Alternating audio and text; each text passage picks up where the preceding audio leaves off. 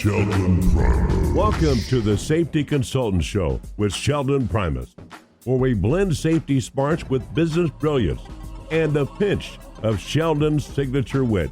Whether you're a safety pro, a fresh-faced consultant, or just safety curious, get ready for a show that'll educate, entertain, and elevate your safety game.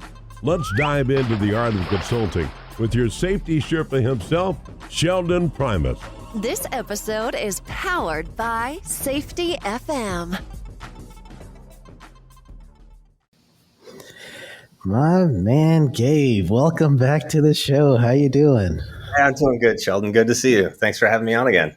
Oh, it's awesome. And since we've been on, I've trained a couple of your people with the cost program. So it's kind of cool seeing the name come in when I'm looking at my roster, when they send me the roster. And I'm like, hold on, I know that name. I know that company. Yeah, that's awesome. I love that program. And, as part of our goal as a company is we're not just here to sell technology. We want to help people, right? And so when you bring somebody new in that isn't familiar with the safety space, you could give them books or, tell them, what it's like, but cost really puts you into that experience. You really get to understand a day in the life of a safety professional. And it's required training for our team. So glad you get to do it. Well, I'm going to pass that on to the Alliance crew because I'm sure that they'll love to hear all that. Yeah. Oh, and Aaron, he's a superstar now. I mean, he's doing all kinds of speaking and everything else. That's awesome. Yeah, he's such a great guy. So I've known him for years. He was on the school board here in Ankeny, and obviously I got kids in school, and I try to be an active parent, not a passive one. And so I, had a lot of different interactions with him over the years. And he was working at another great Iowa company in the microplastics space. He was there for almost 20 years and helped build their European market out. Well, COVID happened, and he and I used to get together somewhat regularly. We hadn't seen each other for years. And we run into each other in all places in Singapore. Wow. So I happened to see on Facebook, he posted a photo of the Singapore airport, the exact photo that I had posted 20 minutes earlier. Oh, and I texted him, I said, "I'm in Singapore." And he said, "Yeah." I go, "Where are you staying?" And he was staying a block from my hotel in Singapore. Wow. So we got together and got caught up. And when we got back here to Iowa, we got together again. And I said, I'd really like to find somebody to help us service customers over in the European market, because many of our customers are global, multinational. We just haven't been able to put any energy into that. So, here we are. A year and a half later, his first day on the job was in Munich, Germany with me. And that was day one. Awesome. He was there with me 5 weeks. I think we covered 4 or 5 countries. So, really cool. That is synchrodestiny. Out of all the things I've ever heard, synchrodestiny, that is it. You guys were meant to be together for this venture, and so much so that they had to put you together in another country altogether. On the other side of the world, yeah. The other side of the world. That's amazing to me. Yeah, great. You mentioned COVID. That's the last time we talked. We were just saying that before we hit the record button. And honestly, from that time period to now, you guys were just getting started because you're a startup in 2019, if I'm correct, right? Yeah, I mean, we technically started in 2016, but really the first few years was figuring out the technology, iterating, and trying, breaking, building, rebuilding, and then, getting manufacturing operations set up. I think that was 2019-ish. And then, I think it was 2020 when I was over in Singapore on my way to Malaysia, where one of our manufacturers is located, that I ran into Aaron. So, I think it was all around that time. We were all excited to get our first shipment of MākuSafe product after 4.5 years of building this, and it came in April of 2020. Wow. For that So we period. wanted to have a big party and celebrate with our spouses and investors and stakeholders, and Instead, I just showed up at the office and unlocked the door and put all the inventory in the warehouse and locked the door and went home because we didn't know if we were essential at that time, right? If you remember that whole fiasco in the beginning was essential businesses only, and nobody really knew what that meant. So yeah, our big grand delivery was pretty inauspicious. Wow. Well, hold on. I guess we have to back up for the audience. Tell everybody about your awesome product and award-winning products. I literally started writing down all the awards so I could, do my show notes and everything else. And I'm like, I got to stop at some point. You guys got so many awards. I'm like, I'm going to get a hand cramp. Tell everybody about your product. Well, yeah, thanks for that. And, we certainly appreciate the recognition, but for us, the most rewarding thing is hearing the stories from customers. So when we started this journey back in 2016, we wanted to do a couple of things. One, we wanted to create a piece of technology that would allow us to understand the changing risk in a workplace environment. And when work is being done, we want to do it in real time, but we wanted to do it from on the individual person. And normally I would be at my office and have our product there and everything for you. I told you I hit a deer with my truck. And anyways, so here I am in the barn behind my house. But imagine a wearable device about the size of a doorbell or your thumb, and it clips into the armband. We have an elastic armband with a holster. And that device is packed with a lot of different types of sensors. And we're looking at environmental conditions, heat exposure, temperature, humidity, air quality, VOCs, CO2, sound exposure, decibel frequency levels on a time-weighted average, light levels, air pressure, a lot of things in the environment that can, be contributing factors to workplace accidents. Also, certain things that can be dangerous, right? If you're overexposed to it. So that's the environmental side. And then from an ergonomic standpoint, we're looking at a lot of things like human motion, physical force, slips, trips, falls, repetitive motions. How much energy is a worker producing when they do their work?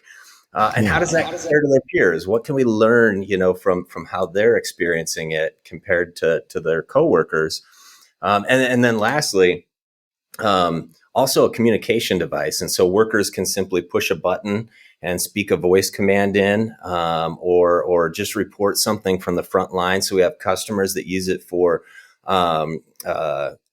reporting maintenance issues or broken equipment or near misses, or, just a way for that frontline worker, no matter where they are in a facility, to get information to a supervisor instantly so that supervisor can act on it. And so we do all that with a single device, and then certainly all that data comes into a platform so that safety and operations people can look at a single pane of glass and understand 360 degrees what's going on the job site in real time. There's lots of retrospective reporting they can look at.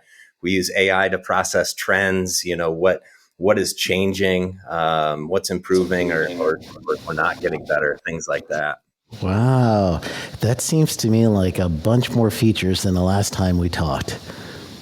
It's, I think part of it is we're now understanding how some of these things can be used. The technology, as we developed it and produced it, first back in 2020, hasn't changed a whole lot. But then things happened and it allowed us to change. And a great example of that is COVID. So we have the ability to see how far a person is from another person if they're both wearing one of our devices.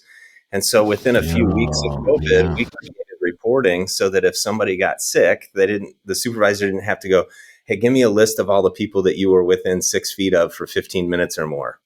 Who knows that stuff anyways? They could literally just go to our system and say, all right, Gabe is the person that I want to see. And here's all the people over the last 48 hours that he spent 15 minutes or more around and was within 6 feet of.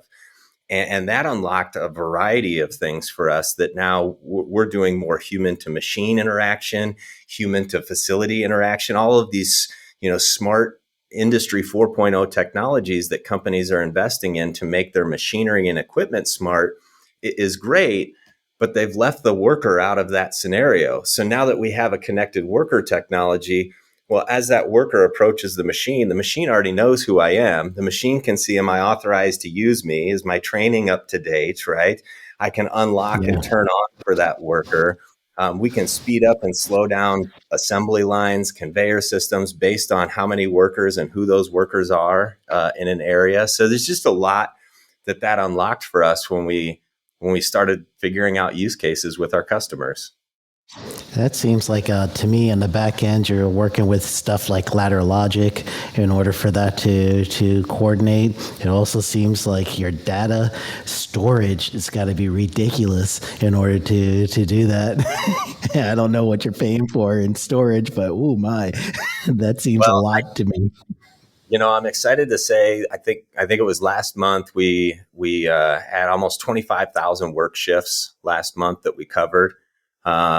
We've passed 5 million hours of data gathered from workers. And yeah, so that database is growing exponentially, which increases the cloud cost. But to me, Yes. that's a really good thing to look at. We count the number of shifts, that our devices get checked out for on a month by month basis. And certainly over the last 12 months, we've just seen it, continue to grow exponentially.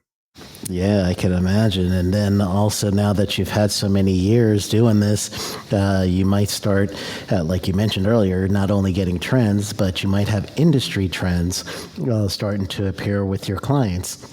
Are you guys taking that stuff and turning it into like special talks at the ASSP meetings and the National Safety Council meetings, as you're getting all this data together?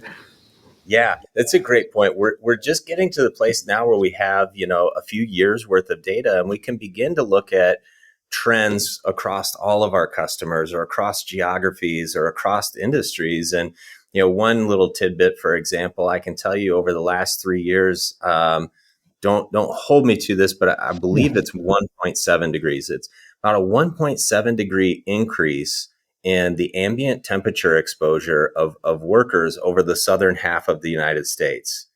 And what's interesting about that is, we know warming is happening, right? And we have global climate statistics and stuff to show that.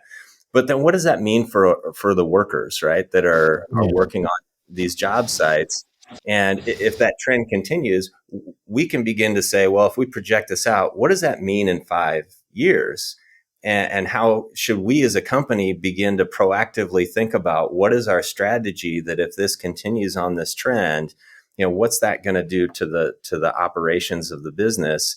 If we're having to get into heat protocol, significantly earlier in a shift or earlier in a day, or just change the way that we do things, or invest in other things like swamp coolers and, air cooling systems and things like that. And how do we plan for that as a business, knowing that those things are going to be coming, in just a few short years?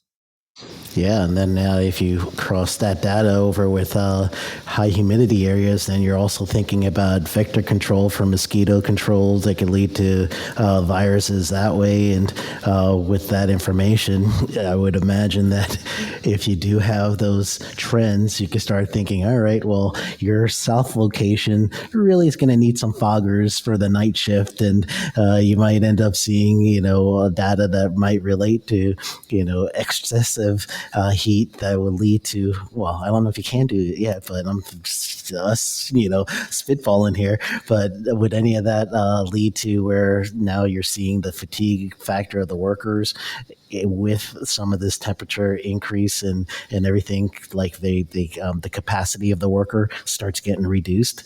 Yeah, would that be like a logical next step? Absolutely. Yeah. I think the exciting part about this space is we've never gathered this kind of data in human history for any period of time. We'll do sound monitoring, and most companies are required to do that in areas of their facility, and you get a snapshot of time, maybe a day, a few days, or a week. But to understand the longitudinal impact of some of this information on the human body, it'll be interesting to see where all this goes and what other types of things we can derive from that data. Yeah, especially if you can start connecting that with other, third-party databases and see if there's some sort of sharing. I don't know, maybe it's a blockchain thing there, because then you would have to work with smart contracts and all the other stuff that would, connect that together. We're thinking Web3 now. Here we go. I'm already moving into blockchain technology. I love it. I love it. I have a vision that someday my two boys, I have one that just turned 10 and one that's about to turn 13.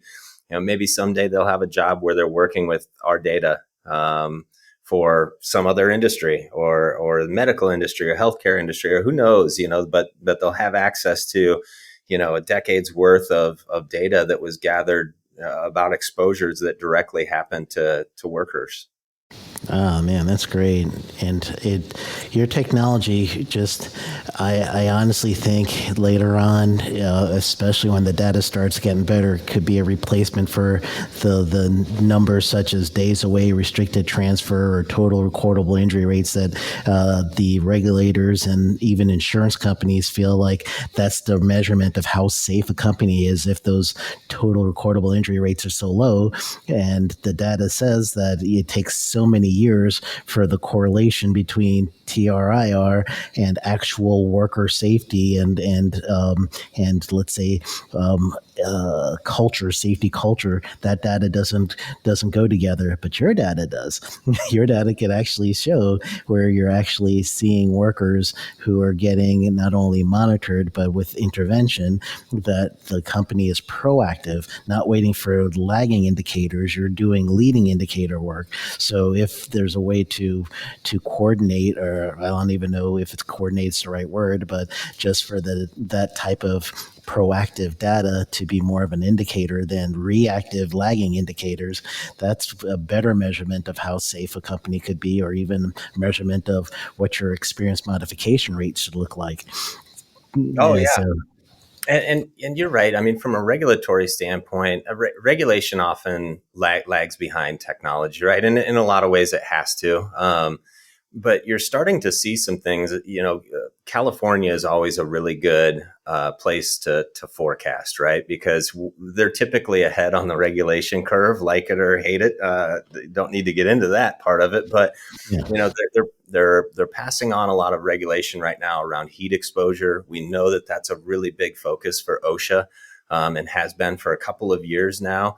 And it's one thing to put a sensor on a wall hundreds of yards away from certain workers that says that area is just fine, but yet these workers over here that are exposed to the radiant heat coming off of the paint lines and things like that, they're at a different level of risk. And the technology is there now where we can do consistent monitoring. We can do it at an individual level. We can tailor our operational programs as a company to the individuals that are experiencing the types of exposures that we're looking at. And so I would say, as time goes on and regulators begin to look at the availability of technology, the cost and burden to a company, it's going to shift at some point, and they're going to look at it and go, look, this stuff is available. It's low cost. It has the potential to significantly reduce the heat exposure issues that we have in the workforce. We're going to start requiring this of certain industries, or we're going to start requiring this of certain size of companies and things of that nature. I think that's only natural that it'll follow that path. All right. And just as an aside, anytime someone tells me global warming is a hoax, I'm pointing them to you. You've got data. There's a lot of people with data out there related to, the warming trends. And we certainly see the impact of it on our weather. We're just taking that down to the worksite level and saying there's going to be an impact to people too. It's just natural that's going to happen. So. Yeah.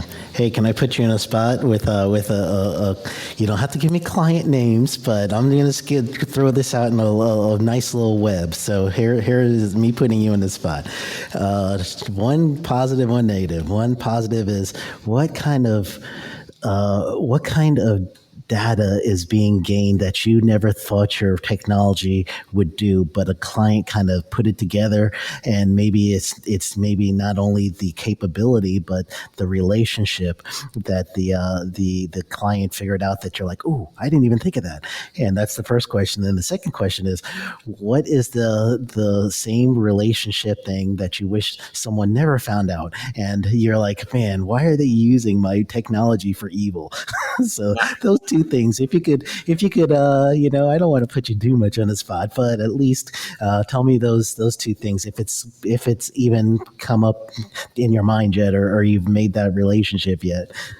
No, I think those are fair questions, and I think I can give a couple of examples. So there was an article recently in Axios put out by Tyson Foods, who's been one of our more public customers, and they outfitted a brand new facility of theirs with our technology, not only the wearable, but then Interact, which is our kind of human to machine technology. It helps us be able to control the speeds of production lines and things based on proximity data, who's there, the number of people. They were one that really kind of pushed us there post-COVID into, the safety side of things is important, but because you have a connected technology, can we also impact productivity, right? Can we make work better? Just had another customer using what we call Motion Explorer in our platform, which helps us see human motion. And they were able to take that data and identify a worker that was at pretty high risk of an injury because of the amount of force and energy that he was using to do his job compared to his peers. They also keep track of how much he produces through the day, and he was relatively the same as his peers. Well, they focused on him from a training standpoint on his motion and how he's doing his job. Well, his risk score went way down from a motion standpoint when they went through all of that training with him, and his productivity took him to the top of all of his peers. Right? Wow. And when we have organizations that continue to press this narrative of, if you want to be a safe organization, you're going to have to sacrifice productivity. Or if you want to be a productive organization, you're going to have to sacrifice on the safety. They just can't work together. Well, I've got data and proof and customers that are showing us that's absolutely not the case. Both can work together. So there's a couple of examples where customers took our technology and showed us how they were applying it to operations, productivity, as well as safety. To address your other question on this is the juicy one. So last time we spoke, we were just getting our first shipments of product, right? And COVID was shutting the world down. As a startup, your first reaction is to say yes to everybody, right? A company says, "Hey, we're interested in your technology. We'd like to buy some." Your answer is yes. You go, absolutely. Well, how many do you want? We'll ship them today. Absolutely. That's the answer. Yeah. And that's okay. That you learn a lot through that process. And what we learned over the first couple of years of deploying our technology is company culture makes a huge difference in the success or failure of using not just MākuSafe technology, but safety technology in general, right? And so what we discovered is organizations that had a high degree of trust between frontline employees and leadership, that put a premium on safety and really genuinely cared about their workers, have found themselves going, we've done everything that the industry says we can do to make our place safe, and we've plateaued. We've gotten so far. We have to turn to technology or something new to get even better. Those organizations tend to have a ton of success with our technology, using our platform.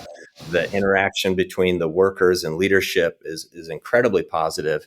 On the flip side, in those early days, saying yes to everybody, you would start to find organizations that they had people that were using data for punitive action against people. Like, well, you're too much of a risk for us because you have too much physical motion in doing your job. So we're going to let you go, or we're going to move you to something else because, we don't want to pay for a shoulder injury. That's not the right way to manage, right? Understanding, again, we preach, human and organizational performance, and understanding that there is risk in all the things that we do, and how do we help build capacity for failure into the areas of risk that are going to be greatest to us, right? And to do that isn't to just fire somebody that's been there 15 years and bring in somebody new off the street, right? In fact, you're probably raising your risk by doing something like that. Absolutely. And the cost. Oh, yeah. And so using the data to say, wow, why is Gabriel, who's just as productive as our other workers, why is he so high in his physical output? Maybe it's something that is physiologically unique to me, right? Maybe I had an old football injury or something, and I just can't move the way that they designed that job to have me move. Maybe there's a way that I could do that job that's maybe different from the way that they've originally designed it, that makes it efficient for my body and allows me to continue to be just as productive and do the job and do it for, decades into my career. And that's the type of organizations that we've found the most success with, are those ones that are saying, there's information in this data, and I first need to gather the data and start peeling back the layers to see how can I make work better, more comfortable, more efficient for our workers. Because at the end of the day, what they're seeing is areas that maybe weren't as comfortable or efficient on the body, they had high turnover, and now they've focused their energy and effort on making that job better for the human body. And all of a sudden their turnover is down 60%, right? And they've got employees that work in those areas that are saying, hey, I've got a friend looking for work. Are we hiring? Where in the past they would come home exhausted and go grab a beer with their buddy, and their buddy's like, yeah, I'm looking for work. And they say, yeah, you don't want to come work where I work, man. It's awful. Absolutely. So there's just all this other impact that happens when an organization looks at it and says, we care about our people, and we genuinely want to make the work as comfortable as we possibly can so that they can continue to do it for years and years. Sounds like you're one of the few type of industries and product that could prove if somebody's trying to get the Voluntary Protection Program, VPP, from OSHA, or ISO 45001, which is, for those listening, the international, just a framework, if you would, for safety culture. It seems like you guys might be the answer to actually putting paper to pen and charts and showing that not only can we have a better, culture as a whole, but our safety culture is such that we follow up on people when they're in distress. These are the steps we take. So have you guys been using that yet, or clients using that in that way yet? 100%. Absolutely. I mean, some of those certifications require that you have a process for gathering and documenting information and actions, right? We have a couple organizations, for example, even using the My Voice feature, that voice control on there, where they're doing behavior-based safety observations. Employees they're using the voice to record that. And then you've even got supervisors that are walking around and using it to record, just had a conversation with so-and-so about, how they were doing this job, or just learned this from one of the employees about how maintenance does this thing, or, this information that they can get back to HR. It becomes, instant documentation. You do it with your voice. It goes into a platform. You can assign it to people. You keep a history of it. And the other thing that we see in the safety space is, is safety leaders, especially good safety leaders, they move around, not always from company to company, but also, location to location. And to be able to have a new person come in and be able to get into a dashboard and see all of the different things that previous person was doing and how they address certain issues and the documentation behind it and photos and diagram, all of that stuff can go right into the platform. Boy, that makes it really easy to pick up where somebody good left off. Yeah, and actually, flip side too, you can see when something's gone wrong, and you can see why it's gone wrong, and and all the interaction. Not to fire people, obviously, but just so that you could use it as a learning tool. So the next time you hire someone in that position, it's better than an exit interview, because now you actually could see everything and create hopefully a training manual or something else that would address it. 100%. And I love hearing the stories from our customers where they've learned something from their front line and they come back to us and they say, this person knew this for a long time, but until we gave them a tool where they could just quickly say it in the moment while they're thinking about it, that's how we finally captured it. And now we're making a process change that's benefiting everybody in that job role because somebody finally had a tool to allow them to do that. Because most companies, as you know, especially in the industrial space, they still have the suggestion box on the wall by the break room with a 3x5 card. If you have an idea, write it down and put it in there. Hey, I'm going on break. I got 15 minutes. I'm not going to stop and spend 10 minutes writing down a suggestion on something and putting it in a box that I don't, and we've got customers that take that My Voice feature and they have a screen in the break room that shows how they lay it out is what you said and what we did. And so those voice messages go up on there and it's like, Jim said this. On the other side, here's what we're doing about it. Sometimes it's noticeable, tangible change. Other times it's thanks, Jim, for making us aware of that. We're going to add this to a KPI that we monitor now for the next 90 days, and we're going to see if we can get more information about it. And how culture building is that for an employee when they feel like, hey, I said something, I brought something up, and the company's taking action on it. People are taking it seriously. And with those suggestion boxes, I mean, that's a black hole. You write something down, it goes in there, and nobody ever says or seems to do anything about it. So just really visual ways of taking data that's gathered through this technology and making it visible to people. Oh man, that's awesome. You guys doing any consulting with that too? Because I know some of your data and some things that's coming back may leave clients where they're thinking, all right, we know the issue, but we don't know how to solve it. Or you see an action taken, then your guy is like, hey, maybe you guys shouldn't go with this action because our past clients did the same thing, and we could suggest you take this action instead. So are you guys working on that aspect of the business?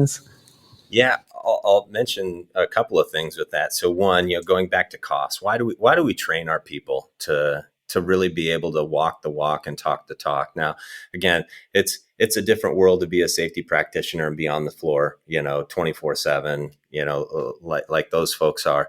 But to be able to have enough knowledge and training and insights through a program like COS allows our customer support team to get into the dashboard, to help with investigation, to make suggestions, to point to parts of OSHA code that address the things that they're trying to address. So it's a very consultative approach for us, and that's all part of our regular service. Now, on the other side of things, we've been really growing and building our partner ecosystem. And we recognize that we fit into one part of this whole safety picture, right? We're at very early stages of things. We're gathering the leading indicator data. We're helping process that data. Then there's folks that are out there that maybe are on-site occupational therapists, right?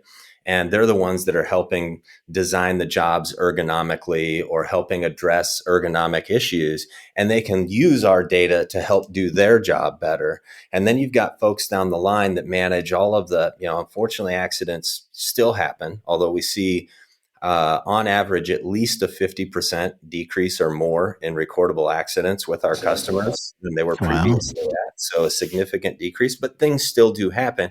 So you have other providers that help with return to work programs, with the documentation part of things, the OSHA reporting, all of that stuff. And so we've found a way to partner with a lot of these folks in the ecosystem to say, in some cases like Benchmark, GenSuite just announced a partnership with them where our data can feed directly into their platform for helping do processing of reporting and data and recording, to OcDoc services on site that are using our platform to help do their job, and then also be able to quantify to their customers that they're consulting for, hey, I tell you that we go out and we, help redesign a job and it makes things better. Well, I can tell you we redesigned this job based on data coming from MākuSafe. We can now go look at, we made this job 63% less physical for the workers. They can quantify that now instead of going and saying, well, let's wait a couple years and see how many fewer accidents we have to see if this was the right change. And that's where where data becomes really powerful, where you don't have to wait for the lagging indicators to tell you that as a safety professional, I put a control in place. How effective was that control, right? Over a couple of years, we had, 10% fewer accidents. Great. Well, if I can put a control in place and within hours, I can be looking at data and see that that control has reduced, the physical risk, or has improved the air quality in an area, or has improved, the temperature, humidity of an area, I can now begin to quantify that and say that was a good control without having to wait for that. Or I could look at it and say, boy, that really didn't do anything. I made that change. The data saying that it barely moved the needle. I'm going to go out and do something different. Or maybe we're going to try 2 different controls. This group, we're going to change your job station setup. You're no longer going to pull this thing from down here and bring it up here. You're going to pull it from up here and bring it down here. And then this group over here, we're going to put lift tables in, and we're going to see which of these things is more effective at taking that physical risk out of the job. So now I can A/B test different controls, and I've got data that will show me how effective that was. Again, without having to wait and see, okay, we did it this way. Only 6 people got hurt here. We did it this way. 5 people got hurt here. So that tells us this one's better. It's just a better way to make change. Oh, and you guys actually were able then, in this case, as I'm hearing, first technology, it looks like it's a API, application programming interface that you may have with other companies in order to make that happen. So your IT is brilliant. And then also the other thing that I'm hearing is you're able to incorporate the 2 sides of safety right now, the human and organization performance and the behavior-based safety. Sometimes they're like the Crips in the blood, the way that they think. So now your product can be that peace mechanism to bring them together and to say, if you're BBS, you got your observations. If you're HOP, then here is work imagined versus work is performed. And you guys are able to bridge that gap between the two. So you're the safety peacekeepers there. The intervention. I mean, that's the other thing is you can't hide from the data. And, that was a concern for me when we went down this path, 8 years ago was, do companies really want to know this? Or are they going to be scared that like, oh, we're going to get some information that tells us the work that we're doing or how we're doing the work isn't maybe the safest, for our workers? Would we rather just bury our head in the sand and not know that? And there are organizations out there that are like that do not want to know this information, and they would rather claim plausible deniability when something bad happens. The reality is something bad happens, they're still going to be liable. They're still going to be sued for it. They're still going to have responsibility for it. So the organizations that look at this and go, we're going to learn some things that we probably didn't want to hear, but we're going to get some information that's going to allow us to proactively take action and make changes. And at the end of the day, that's a far better path for us than pretending that we didn't know. And I think the reality is that's the way the world's shifting anyways. The organizations that don't want to have access to that stuff because of fear of, knowing what they're already assuming, they're just not going to be able to retain people.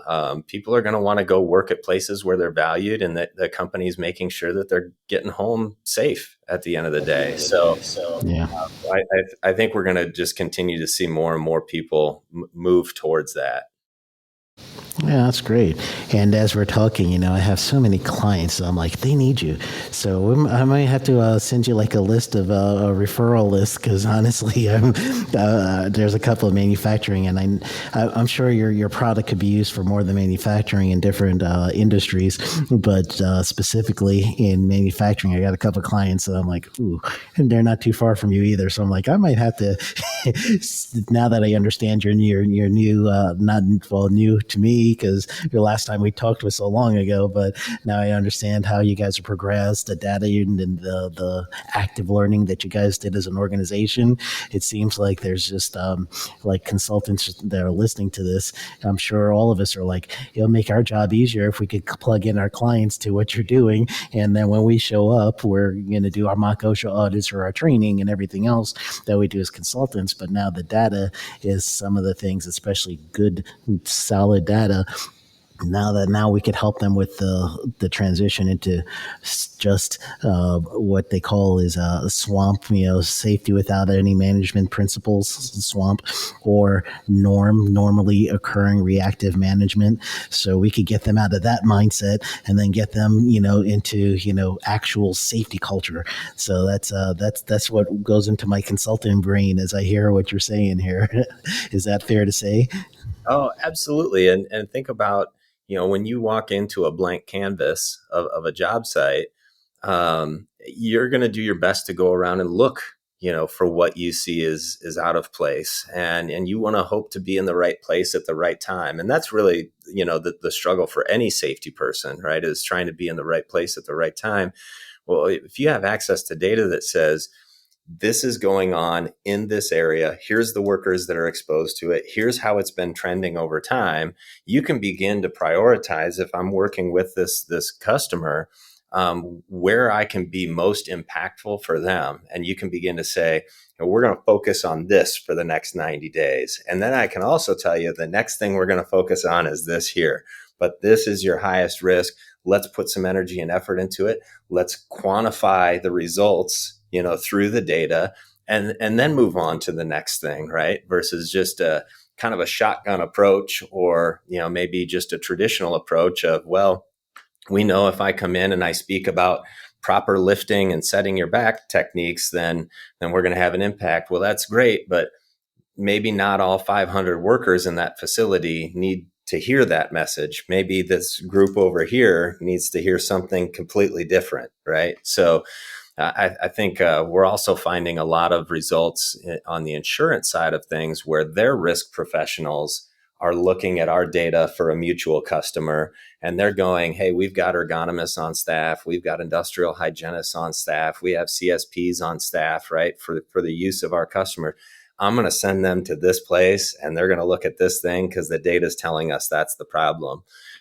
Which is a total change from how the insurance industry used to do it. You'd probably just get your annual visit from their industrial hygienist or your annual visit from your ergonomist. They're going to go, hey, we looked at the 5 accidents you had last year. We think, we should do a program on, proper bending. It is just a way, way better approach. It is, because when I first get my client calls, whether it be from an insurance company or a past student or something else, I have to spend so much time in the first part of our process doing troubleshooting and trying to do my scientific method. If this happened, then this is supposed to occur, then why didn't it happen? And I'm constantly doing, scientific method to take out a variable and then have to put in another variable and get the time to see the reaction between one variable leaving and one variable coming in. All that time is valuable. It's what you need to truly diagnose someone's safety culture or diagnose their problem for safety. But it's time consuming. Obviously, I have to charge for that, so it's going to be even more costly to the client. So if coming into a place they have your system, the data itself is interpreting the data and helping them, put more context into it. But honestly, you've got a lot of that with your sensors. So I don't know if the future is going to get you into like 4 gas meter type sensors, but you're like you're that close to a sensor that could be in a confined space, as of course if it's intrinsically safe. But honestly, I think you're like that close to honestly the full Monty, if you would. And we lean on our customers quite a bit to help us understand where there's still gaps, right? That's what led to the integration with Benchmark. And we just announced at NSC last week, integrating with Intellex, right? And our customers are saying, hey, I take all of this information from your system and then I input it into their system from a documentation standpoint. And boy, it'd be really great if I could just push a button and all of that takes care of itself. And just recently, we've had a few of our larger customers approach us about another challenge that they're having in facilities that have resulted in some pretty significant and severe accidents. And so, we're always looking for ways to help make them better. And so we're excited. We're working on a couple projects right now with those customers that are in kind of MVP prototype stage that I think are going to be really exciting. And we know if we've got 2 or 3 or 4 locations or customers that are dealing with that, we know there's hundreds out there that are dealing with the same thing. And so we use a lot of their feedback to help us prioritize what we work on as a technology organization. That's great. Hey, I got another question, and I know your time is precious. So here's my parting question. Take me back to when you were first, you got the development stage and out of your brain of what you're going to do with MākuSafe. We even got the name with Maku for the Hawaiian version. But now you're ready to, you've got some challenges back then. What did you do when you wanted to give up? Because I know there's probably a time when you're like, this is too ambitious. What did you do and how'd you get over that? And now, living through that on the other side, there must have been some sort of pivot point somewhere. Yeah, a couple of things.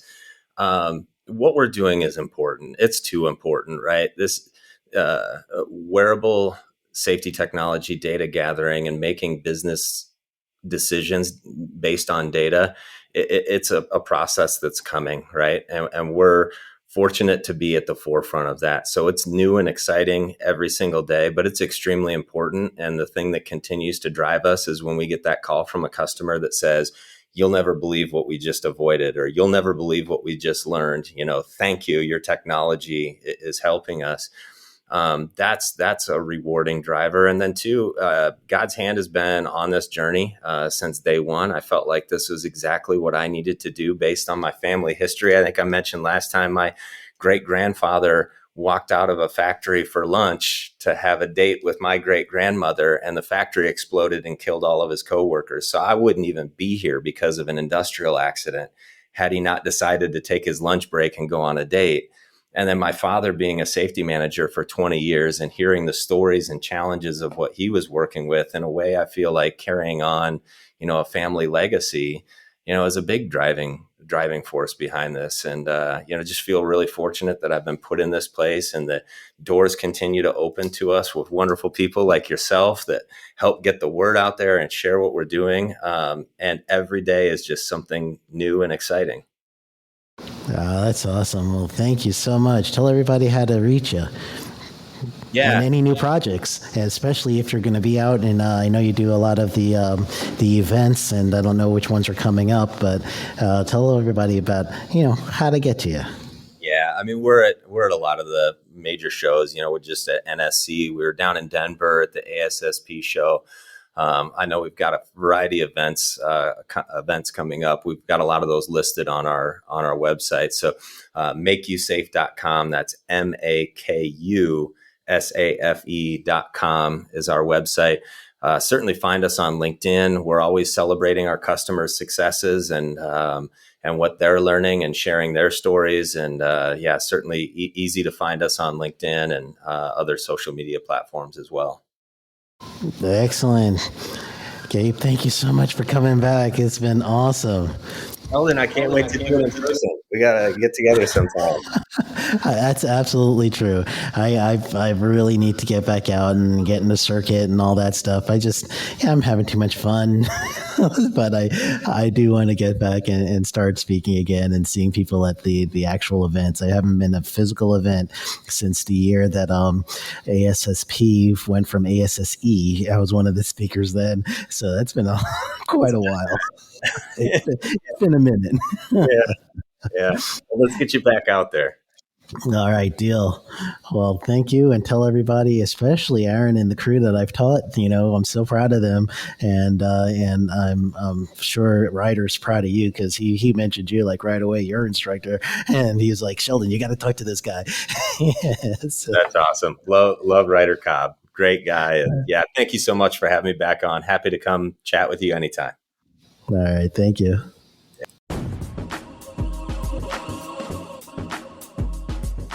That's a wrap for today's safety show. Remember, safety isn't just about hard hats and caution signs. It's about business smarts too. Thanks for joining us on the Safety Consultant Show with Sheldon Primus. Until next time, stay safe, stay savvy, and keep consulting like a boss. Go get 'em.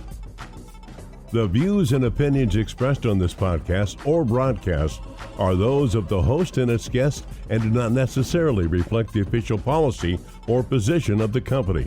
Examples of analysis discussed within the past hour, only examples. It should not be utilized in the real world as the only solution available, as they are based only on very limited and dated open source information. Assumptions made within this analysis are not reflective of the positions of the company. No part of this podcast or broadcast may be reproduced, stored in a retrieval system, or transmitted in any form or by any means, mechanical, electronic recording, or otherwise, without prior written permission of the creator of the podcast or broadcast, Sheldon Primus. This episode has been powered by Safety FM.